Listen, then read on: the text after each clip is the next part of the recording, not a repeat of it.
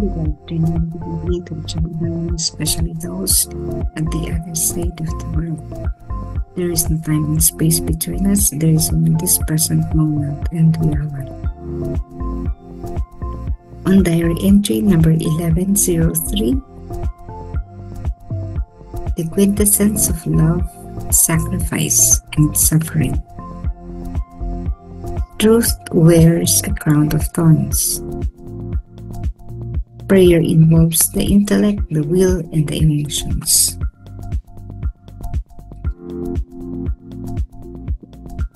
Ang pinakabuod ng pag-ibig ay sakripisyo at pagdurusa. Ang katotohanan ay nagsusuot ng koronang tinik. Ang panalangin ay kinabibilangan ng talino, kalooban at damdamin. Maiksi, pero napakalawak ng naisip pahiwatig.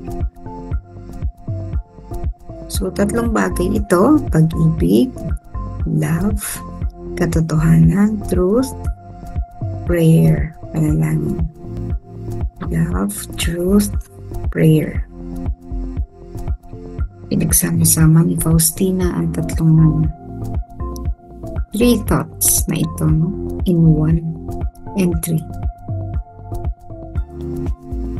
Ang sabi niya, ang pag-ibig ay sakripisyo at pagdurusa. Bakit ba ang pag-ibig ay katulad ng buhay, hindi puro kaligayahan, halakhak, comfort? Ang pag-ibig ay palagi magbibigay sa atin ng pasakit at pagdurusa.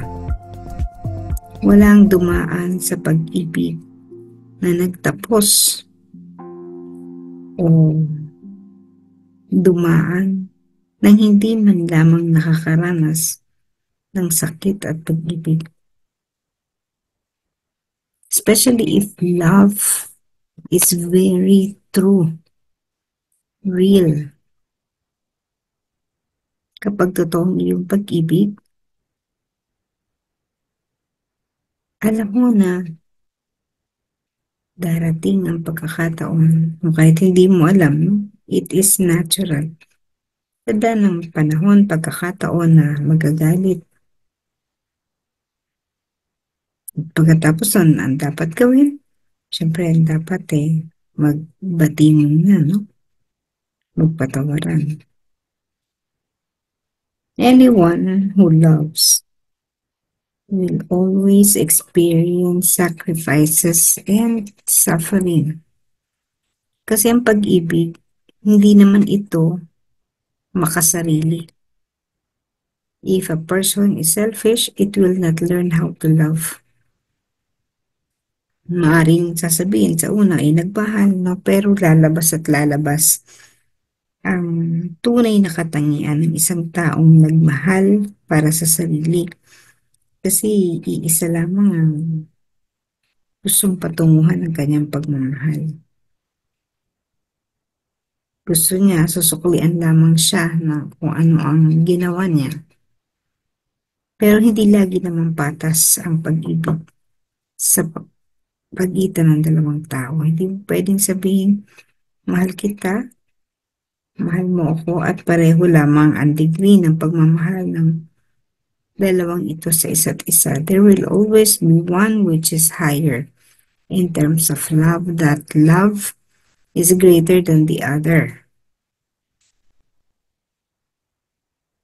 And the more we love, the more we will experience pain and sufferings. Katulad ng mga bagay at buhay, nagwawakas, nawawala. Ganito ang pag-ibig. Kailangan handa tayo na mag-alay ng sarili natin. Sapagkat kung hindi tayo mag-aalay ng ating sarili, walang patutunguhan. Ang pag-ibig ay kailangan pagdurusa.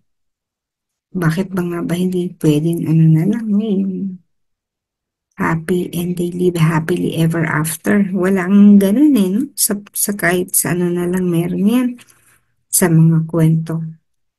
And they live happily ever after. There's no such thing as they live happily ever after. Because in the course of a relationship between a man and a woman, dadaan yan sa iyak, pain, sorrows, suffering. Ang isang babae, kung mahal talagang kanyang esposo, magtitiis. Otherwise, kung hindi marunong magtiis, patungo ang pamilya sa pagkakawatak-watak. Kung kaya mataas ang rate ng broken families kasi ngayon yung tolerance natin sa pain and sacrifices napakaliit. Na konting magkaroon ng problema, mag-aaway ang mag-asawa, hanggang sa mauwi na sa paghihiwalay. At yun, yung katapusan ng kanilang pag-ibig. It will try to love again. Maaring makatagpo siya ng mas maayos na tao, mas mabuti, pero makakaranas ng sakit. Because love again entails sacrifice and suffering. With regards to the truth, lagi rin itong may kakambal na sakit. Coronang tinik or the crown of thorns signifies pain and sufferings. Katulad ng pagmamahal, ang katotohanan ay hindi maaring itago, hindi maaaring sarilin. Ano man natin ka-effort natin itago ang isang bagay, yung katotohanan is isang bagay, no? Dumarating ng punto na ito ay nare-reveal. Kung kaya, halimbawa,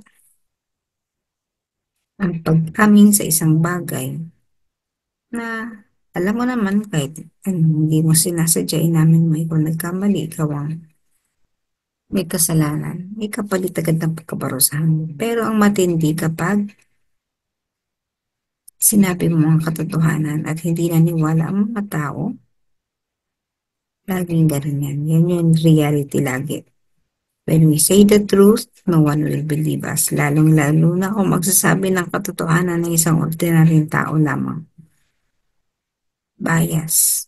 Kasi kapag ang nagsabi naman, isang tao na mataas ang esteem sa lipunan, whatever they say, yun na yun.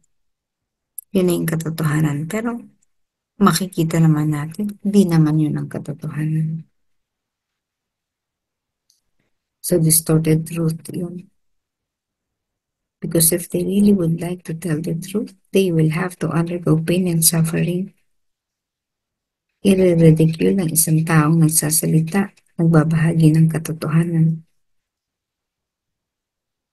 Ang pag-amin sa pananampalataya. No? Maring yung iba, may inggit, yung iba, may inis, tatawa-tawa lang, no? Again, the truth is, it would always be hurting. Matutusok at matutusok tayo ng mga tinik na ito. Sapagkat mahirap kumapit sa katotohanan. Kailangan mo ng lakas upang i-bear, no? Pasanin yung kanyang mga pasakit. Kakaibat na pagdurusa. At the same time, a prayer has the following components of intellect. Ano ba ibig sabihin ng intellect? Yung kakayahan nating mag-isip ng mga bagay. When we pray, we just don't mumble words. We think of the words to say. We think of intentions. We think of things that we do not know. Ganun ang panalangin. Kaya kailangan ng talino. Hindi yung basta ka na nagsabi ng ganito.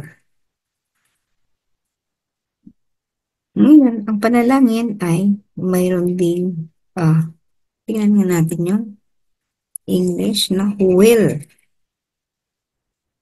May dapat kang will. When you pray for something, you must have the will to do it. Karaniwan ang mga panalangin natin, halimbawa, mayroon tayong hihingin, hindi naman po pwede na mag-iintay ka na lamang na ibuhos ang Panginoon kung ano man ang hinihingil sa'yo. Kailangan may gawin ka rin. You don't just sit there and wait. You also do something. Halimbawa, ang hinihiling mo ay kagalingan, so hindi pwedeng andiyan ka lang at nag-iintay. You have to, unang-una, change your lifestyle. Halimbawa, no? Kung hindi mo pagawin ang lifestyle mo, ah, hindi mo kayang iwasan ang mga bagay na ipinaiiwas sa'yo ng doktor. Halimbawa, pagkain, ano? So, kailangan mo ng will. I want to stop smoking. You need to have the will to do it. So whatever you want to pray for, you must have the will to do it. May kaakibat yan na action. Gayon din, emosyon. So intellect, will, and emotions. But the least of them, all, itong tatlong to is emotion. Hindi pwedeng ito ang makapangibabaw sa ating panalangin, yung emotion. Kailangan mas mataas yung intellect and will. Hinihiling mo sa Panginoon ng kagalingan, pero nakikipag-away ka sa caregiver mo. So, mas nangingibaw ang emosyon. Emotion is both positive and negative. But in prayers, we must make sure that we are emotionally stable. So, mabigat ang tatlong ito. Love, truth, and prayer. May we all learn how to love unconditionally. May we always be able to say the truth no matter how difficult it is. We should never adhere to fake news. We should always tell the truth. And if telling the truth is very, very painful or difficult, just be silent. And again, may we all learn how to pray so that our prayer is united with our intellect, the level of our intellect and our willpower to do things.